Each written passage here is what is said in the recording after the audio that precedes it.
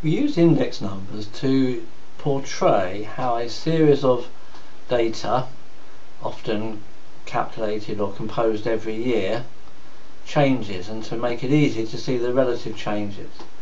The most famous example is the retail price index, which is a measure of how prices go up and which gives us the idea of inflation. Let's look at this data of the price of an item over 4 successive years. It starts at 60p, ends up at 91p. But how big an increase is that really? It's not too obvious just by looking at those numbers what the percentage increases are. So what we do is take one number as the base year and then calculate the others relative to that, always in percentages. So let's start by taking 2001 as the base year, and then we will divide every other year by that number to find the relative proportions. So we start with that base year, we put equals the number.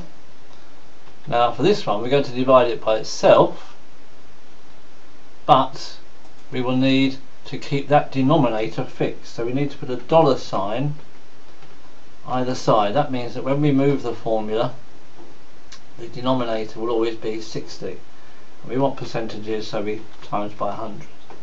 That gives us 100. So our base year is 100. Now we click and drag the formula. Go to the bottom right hand corner, left click and drag, and we see the index numbers for successive years. So relative to 2001, the price in 2002 had gone up by 10%. By 2003 it had gone up by 26%, and so on. And so that's the base year of 2001 with giving the following years relative to that base year. We might want to do a bit different base year. We might want to take 2003 as the base year. So if we do that, we can start here. Again, we have an equal sign for a formula. We divide our actual price by our base year price, but then we must keep that fixed when we do our divisions, when we drag our formula. So we need dollar. That means we'll always be dividing by 76 even when we move the formula along. And again we want to multiply by 100. And if we click and drag that now, I've got my base year now is 100 in year 2003, and the other years now are relative to that. And notice that the percentage changes are slightly different.